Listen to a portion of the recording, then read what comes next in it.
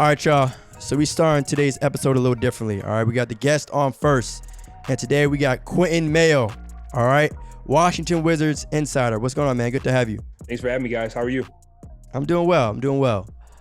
So let's get right into it. Right, the first question that I have for you, it's probably the biggest topic of the Wizards offseason, right? pretty important. The trade. So talk to me about your thoughts overall about the Russ trade. Man, I mean, I don't think there's a crazier trade that could have happened. Like, you heard rumblings of it, especially here in the DMV. Honestly, I got a call probably an hour or two before it went down, and it was like, it's happening. And I was like, whoa, what's happening? Like, it's going down. Russ wants to go, and they're going to go ahead and do what they have to do to get this done. Now, of course, one thing that I love most about it is just the respect level that Russ and Brad have for each other.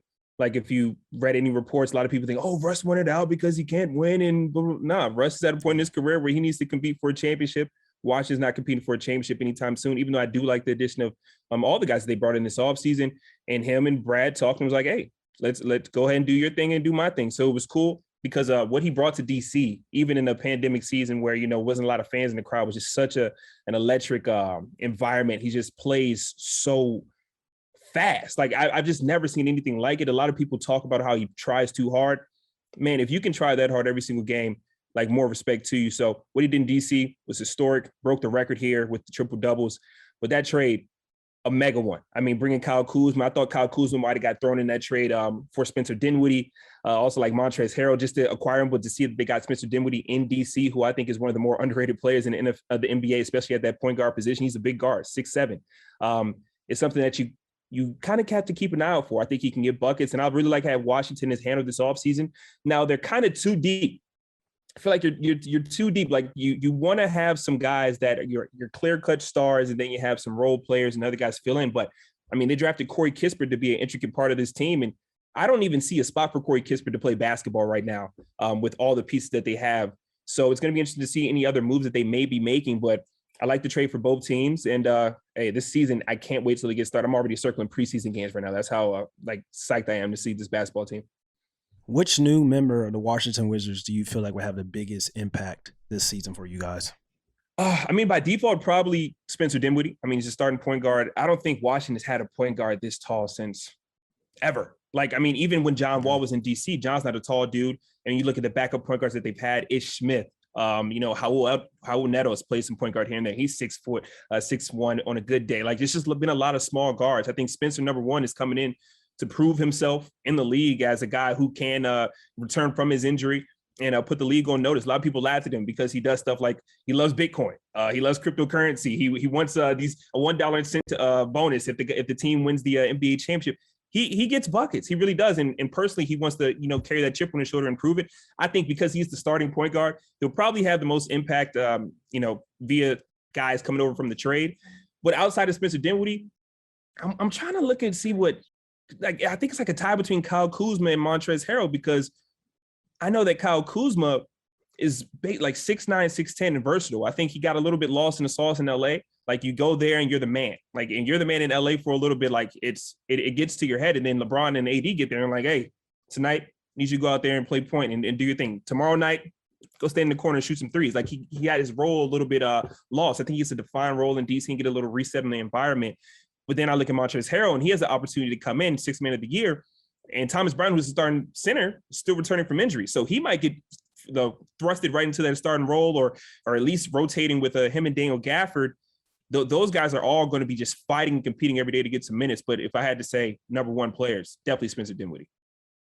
So obviously with again, going back to that trade, you lost a superstar in Russ, but now, as you mentioned, the team is a little bit more balanced. Mm-hmm. So how do you think that'll play out over the course of the regular season and potentially the postseason?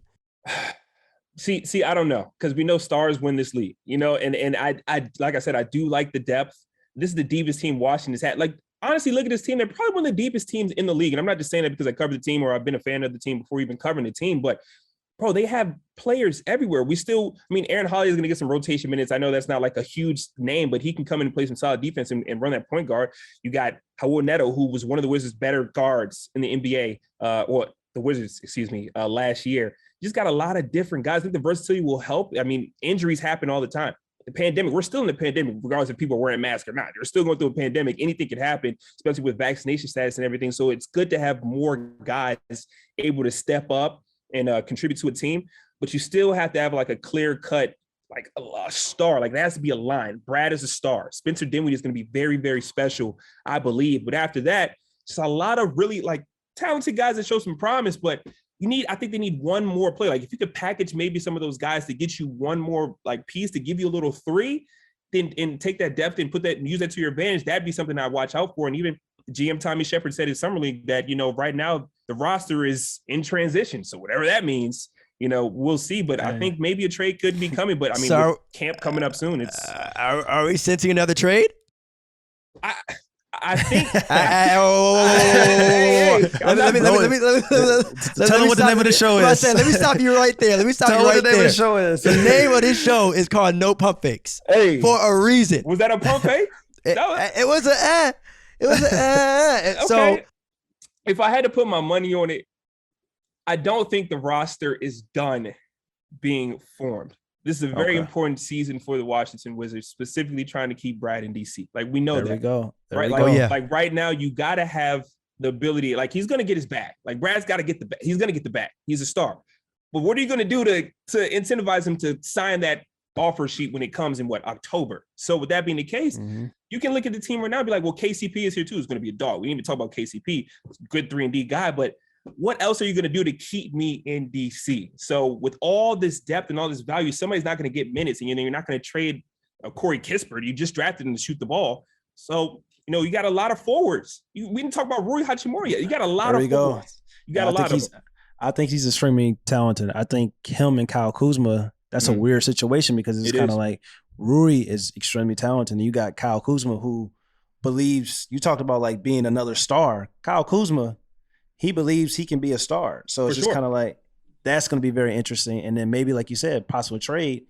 They just acquired Kyle Kuzma. Kyle Kuzma probably not going nowhere. So if you're going to try to package a deal to get somebody to pair with Brad, another true star, Rui's name is going to come up. So that's a very interesting player. For sure. And we also got Denny Avdia. They drafted Denny last year, who was one of the, he was projected to go top 5, slid to the Wizards. They couldn't pass on him.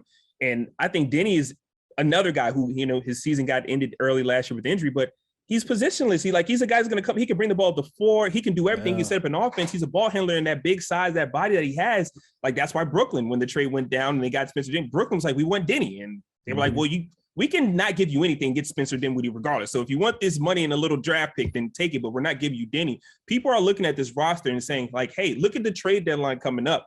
You're going to see like some of these teams, like whatever Washington is, you get to a point where, hey, get to the trade deadline. Some of these competing teams, these contending teams are going to look at Washington and be like, Kyle was looking kind of good, or Trez looking good. Rui, we're not seeing a lot of Rui. Danny's not getting a lot of minutes. You don't need him, and they're going to call and see what they can get. So it would not surprise me at all to see another trade. All right, I was waiting for Ahmad. He's our St. Louis guy on the show to ask a question about Brad. I was waiting, but I got tired of waiting. You want to talk about pizza? Best pizza in the world. I'm gonna ask about Brad. Okay, if you had to guess, right, over or under 30 points a game for Brad this year? I have to say over. You want to know why? Like, listen up. Last year, Brad, or 2 years ago, Brad was going crazy, right? Like, there's no way Brad is going to go back. Like, they get Russ. Russ has the ball in his hands a lot. He's a scoring guard. He can facilitate. No way Brad averages 30 again. What did Brad do? He averaged 30 and had the worst three-point shooting season of his career. Like, the more Brad has kind of slid into this star role that he has established in Washington, he's kind of gotten further away from what brought him to the league, which was his sharpshooting. Look at his shooting numbers, especially from deep. They've gone down every single year. This year, all he's working on, number one, is defense. He wants to be a better defender. Everybody talks about his defense. Got to be a better defender. But number two, deeper threes and more threes and your accuracy from downtown. That's his bread and butter.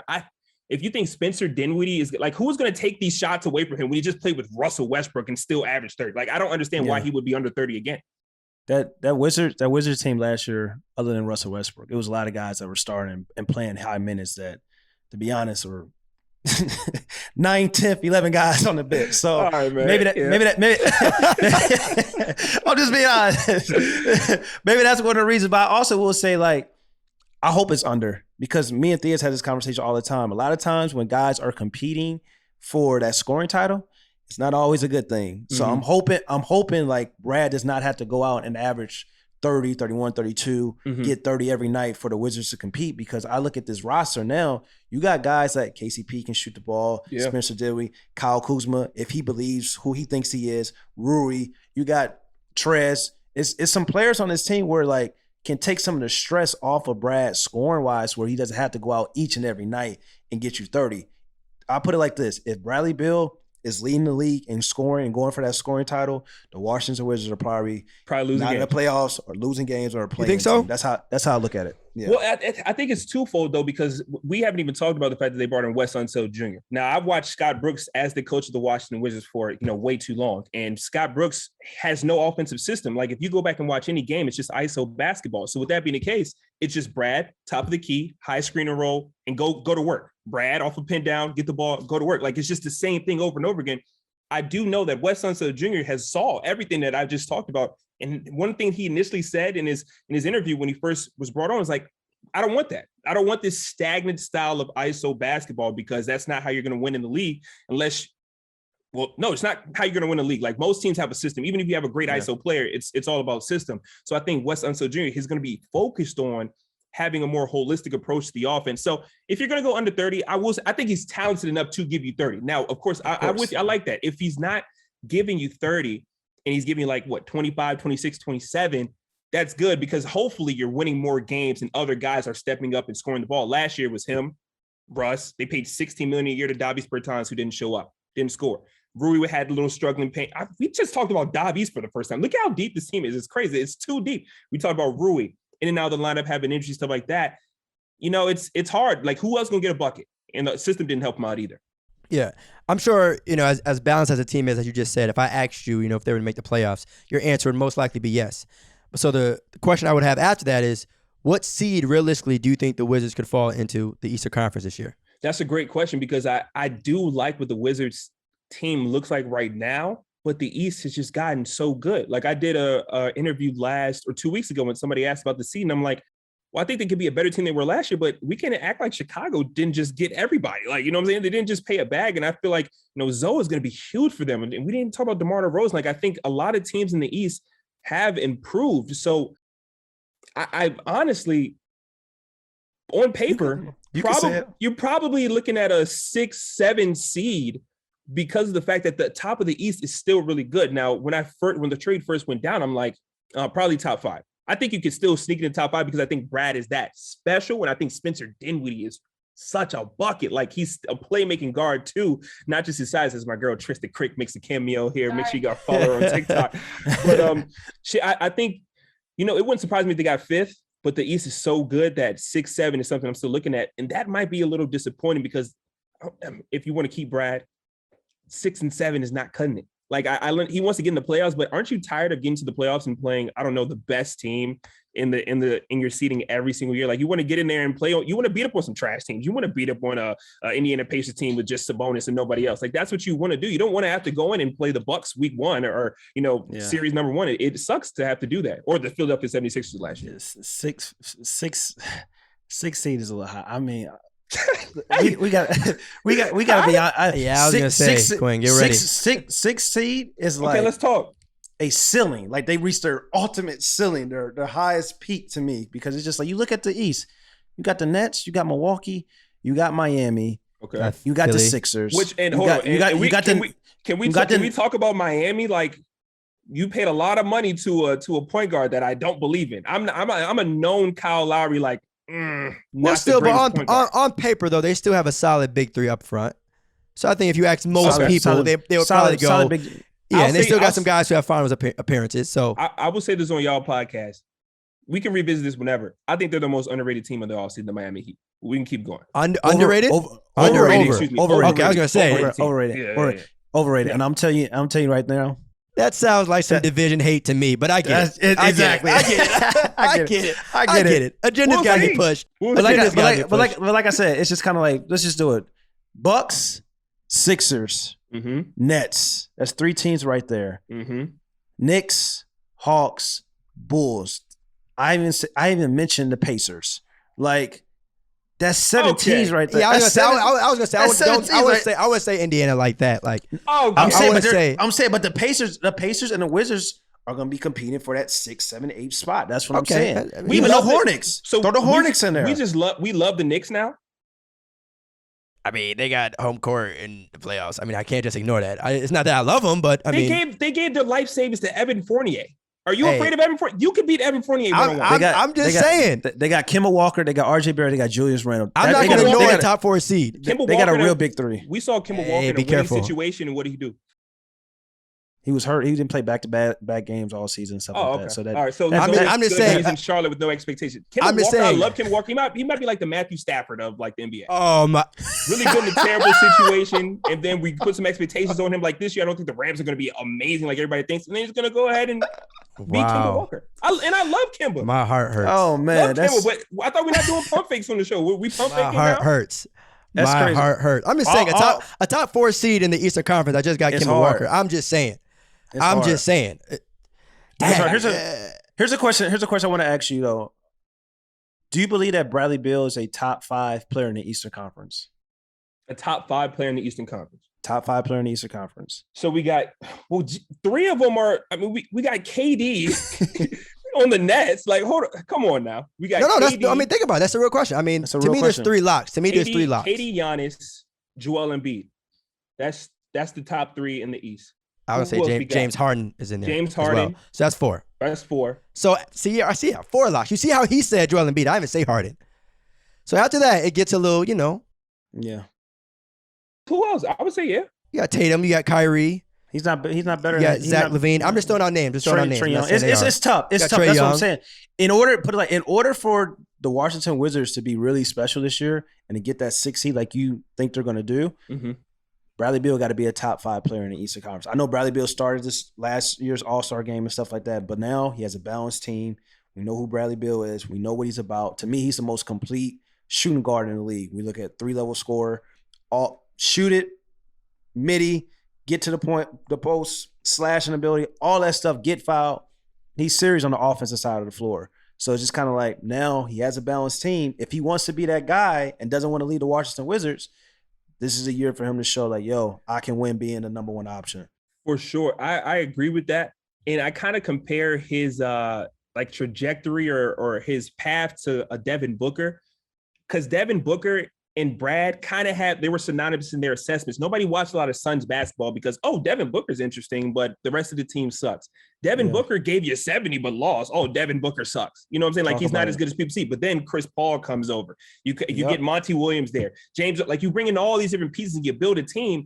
Now we look and we see before, the NBA Finals, we're like, hey, is Devin Booker this version of our current version of Kobe Bryant? So look what happens when you just change the situation and bring in a winning culture, more teammates. So I think with Brad, I mean, that's my dog, number 1. So we already gonna keep it like that. But like really just straight, I think he's one of the best shooting guards in the NBA, but he hasn't had a team since John was healthy. You know what I'm saying? And he hasn't had a coach since Randy Whitman? Like Scott Brooks hasn't been great, and his team, like his supporting cast hasn't been good this year. I think right now they should win more games. They're more of a complete team, which I think would bring more attention to that team. I think they're still like one trade away from really being dangerous, like a Chicago Bulls team who has more stars.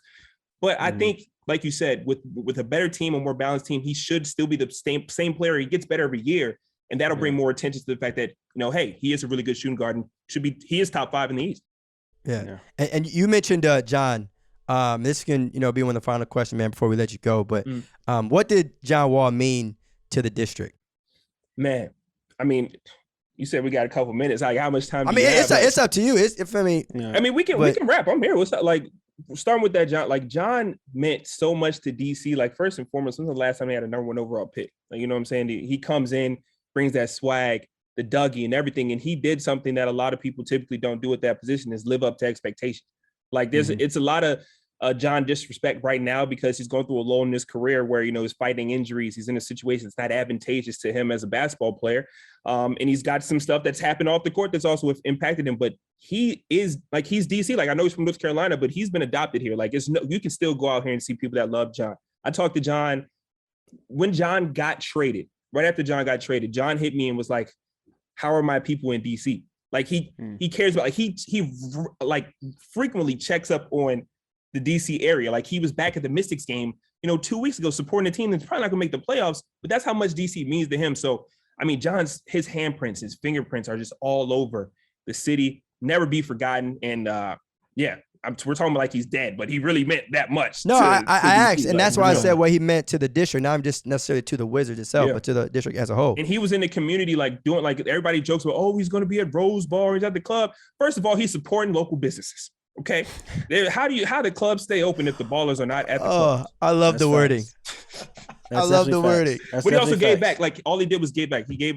He was always did school drives and stuff. The 8th Ward here in DC. Like he does this. Like he that's from his heart. Even if it wasn't captured on photographs or whatever, like he would still be helping people out down here. Like that's something that a lot of people just forget about when you're trashing a basketball player. How much they give to the community. Like a lot of guys that want to be like John Wall because of what he does off the court, not just on the court.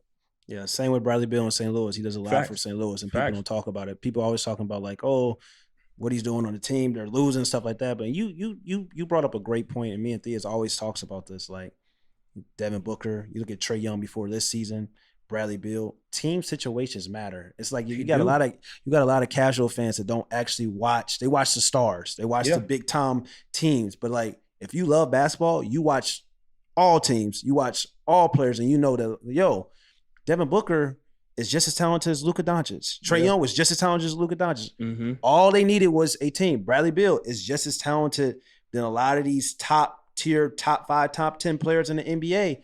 Absolutely. All he needs is a team to showcase his ability. So always got to show love to the 314, baby. Sure. And like back to Brad, like all the court, I worked at NBC Sports Washington, did TV there for a couple years. Dog, Brad took kids from local schools here in the DMV area and brought them he took them towards the HBCUs. He brought them to the studio at NBC to show them like, hey, if you want to be in news, if you want to be in television, you want to be in sports journalism, these are the people that can help you. I still talk to a lot of the guys he brought to NBC now as just like a mentor for you to be like, hey, like, how are you doing? Checking up on you. Like, that's how much he cares. So man, it really is lost in the sauce. Like not just Brad and John, but a lot of these NBA guys really give back to their community. So like, I always try to keep that in context before you're just slandering a guy for not scoring 50 and winning a game. Like it's big. It's literally bigger than basketball. People hated Russell Westbrook for saying a championship does not define him. But it doesn't define him. Like he made it out the hood. He's making millions and he's giving back to the community. And like that's it. Like that a championship now. Hopefully he gets one this year because I would love to see Russ as a champion as well as Carmelo Anthony. But it doesn't define him. It really doesn't. So I love our NBA players, especially what they do in the community. It's crazy good. Last question before we let you go. Mm-hmm. Top 3 Wizards of all time, or you can put it like this: your top 3 favorite Wizards of all time. All right, I'll start with my top 3 favorite Wizards of all time because it's probably a little wonky. That's all you got to do. I'll omit John and Brad because that's like by default. So top 3 favorite Wizards of all time. I'll go Wow. Oh, I was about to go. Wow. I was about to go Eton Thomas. Wow. Okay. Top 3, I'll give you some good ones. Jordan Crawford, one of my favorite all-time Wizards. We're getting some shout-outs in here. Andre Miller. Andre Miller used to bring the ball up the court and already be in post-up position. Like I've never seen a guy inbound the ball and just back you down. It's ridiculous. And I'll go Tough Juice, Karan Butler. Shout out. Shout out. That's tough. And then you know what school he went to? Honorable mention. Or you got for best Wizards of all time, like that Stern list. Gilbert Arenas.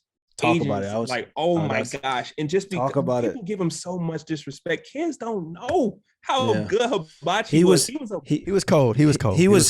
I always tell this to people, especially younger kids, younger folks, young NBA fans. You may not want to hear, but like what I'm about to say. Bro. He was Damon. No. I'm saying, oh my goodness, because it sounds like he's getting ready to compare him to someone else. We can just say he's very good. All I'm saying, it was just like we see Dame, but Gilbert Arenas was Dame before Dame. That's all I'm saying. Like Gilbert was shooting from 30 when it wasn't popular. Gilbert Arenas has a lot of disciples, but he doesn't get the credit that he deserves. That's all I'm saying. I'm not comparing him to. That's just a fact. 2 things that happened to Gil. Number 1, the gun incident, of course. Yeah. Like that kind of tarnishes career. Like the NBA has kind of like blackballed him since then. But number two, if he doesn't miss those free throws when LeBron talks, like whispers in his ear at the free throw line, if that Washington Wizards team beats Bron, like things change. Things change. So hate to see it. It is what it is. No, honestly though, I thought you were gonna say Harden. That's why. That's all. No. Gil, Brad, of course, 314 all day. Yeah. And then my other favorite one, we got Nick Young. This guy, he was so special. It's just kind of like, it's a guy that came in the league, and it was just like he kind of got that narrative. Oh, he should be a sixth man. He should come off the bench. He's a combo guard, but he was extremely talented. He could have started on a lot of teams for his entire career. But what what happens in the NBA, you get that narrative early on in your career. And it's and it's a wrap. Next thing you know, now you got to be a 6-man, 7-man off the bench. So it's hard Nick to Young get was past special. that. I mean, I think about that, and I applied it to JaVale McGee too. Yep. Like JaVale started in DC. JaVale just got picked up by a team that was in the NBA Finals. JaVale's a champion. JaVale's a gold medalist. Like JaVale really fought. Like he was on Shaq and the Fool every week, and people used to just laugh at him. He worked on his game. He's a freak of nature. And to see, like, he used to just run back on defense when Washington had the ball, or like all those clips. He's been in the league for a very long time, and there's nothing you can say. Like, you have nothing but respect for JaVale. So, man, all those guys, they had a lot of guys back in the day on those young teams that you just look and be like, dang, what happened to him? But yeah. Nick Young was a team captain. A lot of like they don't talk to trust me. That's beautiful. Come on, man. Talk when about Nick it. Young People... is the captain of your team. Man, I don't know how many games you're winning, but it's a fun, it's a fun team. That's all that matters. It's a fun team. Just have fun. Yeah. But yeah, man, thank you, Quinn, man, for pulling up on the show again. Quinn Mayo, Washington Wizards insider. Appreciate you, man. Appreciate. Oh, and before we go, I gotta get this out. If you wanna see more of me, if you want to listen to more takes, tune in to Bet MGM tonight. I host a sports gambling show, part of the BetQL network, Monday through Friday, 7 to 11 p.m. Eastern time tonight. Of course, we're sweating out some Tampa Bay Buccaneers versus Dallas Cowboys. The Cowboys suck. Bucks gonna win by. Don't do that. Don't do that. You got a Cowboys fan on this podcast. Don't do that. I feel sorry for you, man. Just I'm a DM you, bro. I'm a DM on Twitter after they win tonight. Yeah, I'm a Cowboys fan. Bro. Like you said, man. I'm sorry to hear win the game. Bro. Come on, win the game. You know what's funny? You know what's funny? Going to be third in the division because my Washington football team going to the top. This can be released after the game is over, y'all. For the record, just so y'all know. Oh, that's even better. So one of y'all gonna look crazy as hell. One of y'all gonna look crazy, but it ain't gonna be me. I ain't gonna look crazy. It's the orange hoodie and the Kith hat, man. That's the dude who's gonna look crazy. Man. I'm trying to tell you. We gonna see. What's up, y'all? It's Theus McBee. Make sure you go follow No Pump Fakes on YouTube, Apple Podcasts, Spotify, and wherever you listen to your podcasts. Yeah, I'm just telling the truth. Like Trae Young and Stephen Curry do not need to be compared any longer because one guy in Trae Young is doing things at an age where Stephen Curry was not doing. So it's just like everybody loves to compare Trae Young to Stephen Curry, but to be honest, they're two different players. And also, one guy at a certain age is doing things that Stephen Curry was not doing at his age. So it is what it is. It makes people uncomfortable. That's just a fact. Well, I mean, you know why they get compared to all the time. It's just, the playing style. Yeah, shooting, of course, but I'm just, it's still like he's more, to me like more like Steve Nash than Stephen Curry in a way. And even if you talk about like shooting, like as great as a shooter Stephen Curry is, from distance, like Trae Young, early in his career was he led the league in like the longest distance for 3-point shooting this past season. So it's just kind of like his shooting ability is only going to get better and better, and it's just kind of like that's scary to think about. You know, it's funny. I think I heard. I don't know if I mentioned on the show before, but someone told me that like Trae Young wasn't a great shooter. Yeah, because they look at the statistics. It's ridiculous. Well, yeah. It's look like, stats, of course. Obviously, he can shoot from the logo and he can make threes, but he like statistically or whatever, he's not a great shooter. Yeah, casuals. And so his question like that is, it's like, if Trae Young isn't a good shooter, who the hell is? Thank you. Who the hell is? Who the hell is? Who the hell is? Where do we draw the line here? They don't. They don't, bro. They don't. It's crazy. They look at statistics. They look at stats, and they be like, "Oh, Trae Young only shoots 32% from the line." You know why Trae Young shoots 32% of the line? Because he's responsible for Almost lost. He's responsible. He's responsible. He's responsible for 90% of the offense. I almost lost it. Like it frustrates me. It frustrates me so much. Yeah. When they talk about like when they talk about stats and this player only shooting this percentage and stuff like that, I heard this before as well. I heard Devin Booker's not a good 3-point shooter. I've heard that as well. It's like, where do we draw the line? Where do we draw the line? I don't know, bro. NBA players suck. That's NBA players just suck, bro. Like that's just Streets is telling me that Trae Young isn't a good shooter. But you know what? Sometimes I think that there's people out there that like really believe stuff like that. Like I said, I don't think people say things like that to me anymore just for a reaction. I think people from the bottom of their heart believe stuff like that. Bro, what are you talking about? No, he's just chilling in the league just cause. It's crazy because like we always talk about this. Basketball is the most simplest sport. That's why you have so many outside opinions on it for guys that never played the game. But it's so complex, and you really do your nuances and think. And if you played or you actually study film and you watch games and stuff like that, it's very complex. But you got your casual fans that can look and see like, oh, I watch LeBron James every game. I watch the teams that are on TV every game. It's just like, I know basketball, but it's just I bet you do, bro. I bet you do. I look at the stats. This guy's shooting this and this true shooting percentage is this. It's crazy, bro. They say the same thing about James Harden. And James Harden I think he's top 5 already in all-time 3-point makes. People love to hate. Like I never understood why, like for real, like why provide so much criticism and tell what a guy doesn't do, or he's not this, he's not that. You don't want to talk about what he's doing well? Yeah. When you really look at James Harden numbers, and you talk about this before as offensive talent, it's almost like, well, damn, regardless of the system, it's like, yo, there's not too many players in NBA history, if any, to be honest with you, that could probably do what James Harden does statistically. Mm-hmm. Now, don't be confused, though. I'm definitely not putting him back in that, conversation now. I'm just giving my man his flowers. That's all. No, but it goes back to what I always say. I'm not going to say it, but certain fans in the media, the way they cover certain people, they put them up here on a pedestal, and the way they cover certain other people, they put them below. And then what happens is like when you see these guys that the media are covering one way, kind of start reaching the same heights or surpassing certain heights that they put guys on the pedestal, it makes a lot of people uncomfortable. It also makes a lot of people hate these players even more because like, yo, they already hate on them because like the media was covering them this way.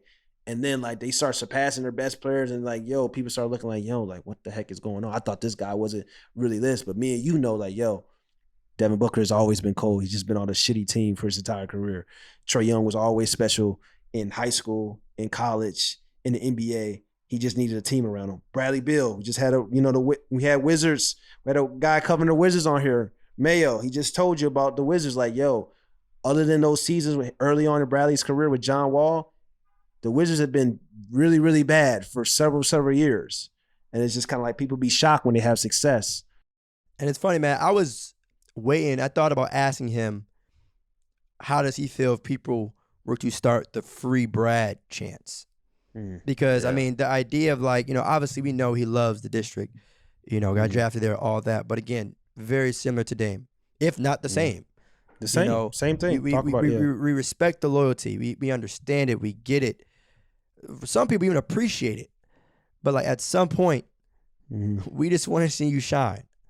And I ain't too sure, what I'm saying, if chips can necessarily be won in that environment. Now, loyalty, especially too when you're on a team that isn't really in a position to win right now. It's like, all right, man, I get it, but I know you want to win. I know you do. I know it bothers you a little bit. It goes back to what we always say. It's kind of like team situations matter, and people talk about Dame and people talk about Brad, but they don't never talk about these organizations. And sometimes what happens is these organizations get a talent like Zach LaVine, and they'll have Zach LaVine like Chicago Bulls for years. And me and you Guys, real hoop guys that really study and watch the game, love the game, passionate about the game, cover the game, will tell you like how talented Zach LaVine is, but he doesn't have any help. And then it's just kind of like people be like, Zach LaVine, he's not all that.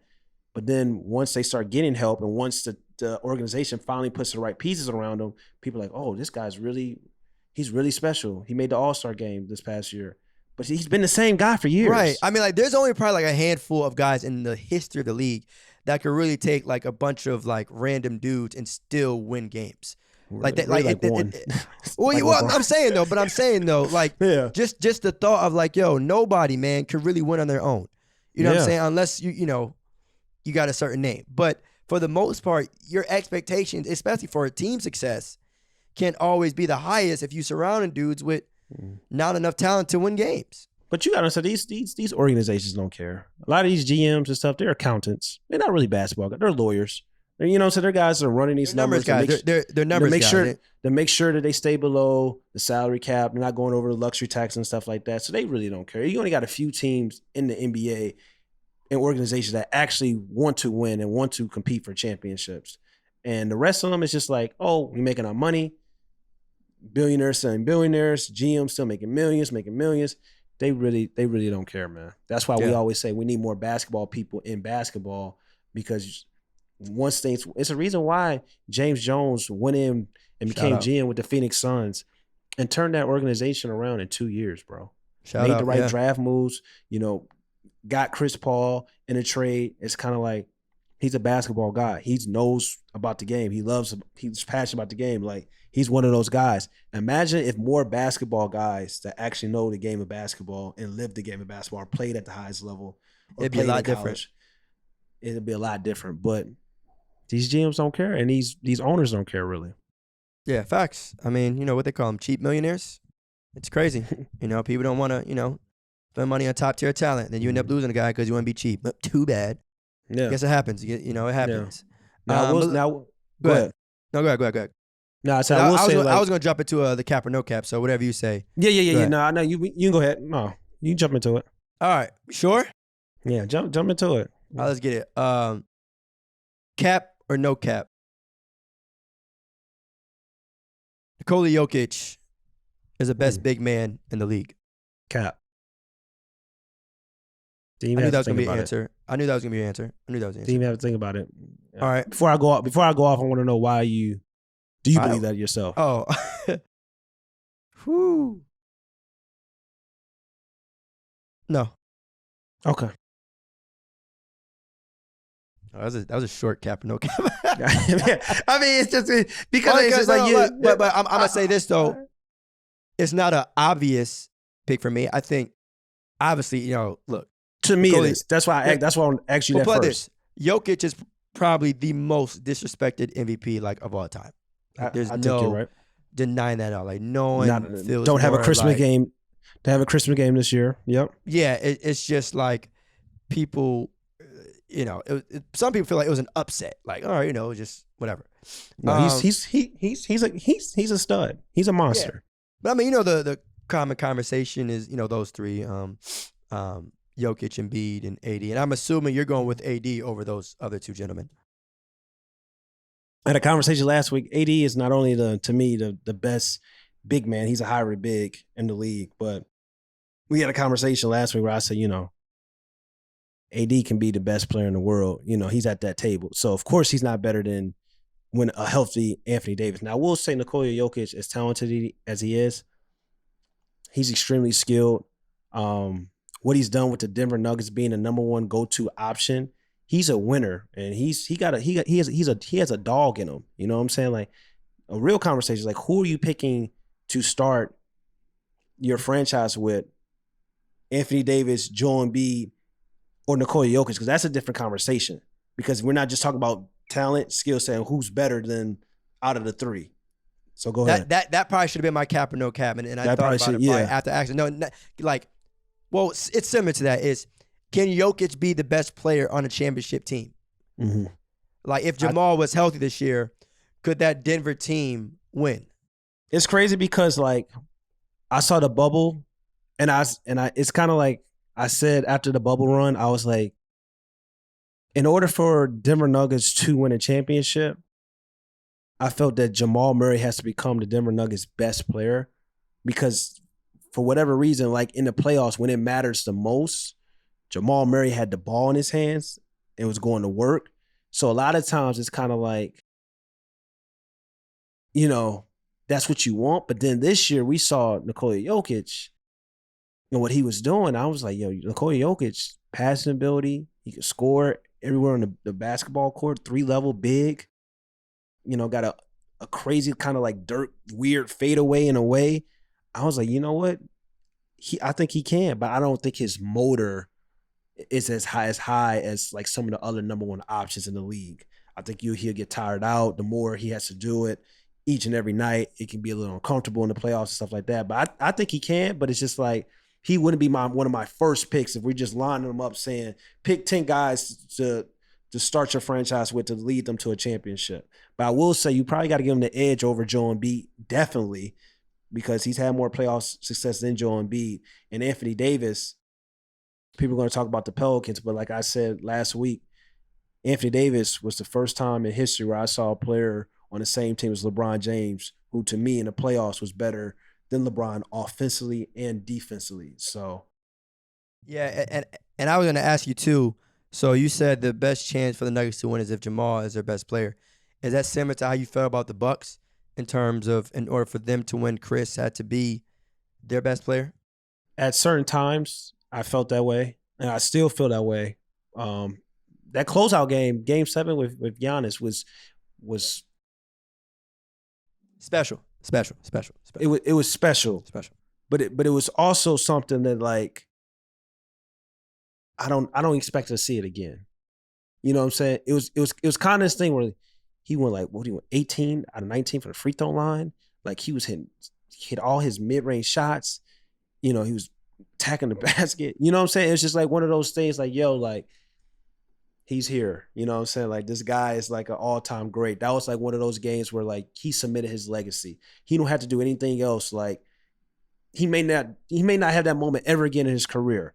But at the same time, it's just kind of like a lot of times in the playoffs when we saw the Brooklyn Nets were with Milwaukee, Chris Middleton had to be their best player when it comes to the closing moments and stuff like that. So I can see that with Jamal Murray and Nikola Jokić.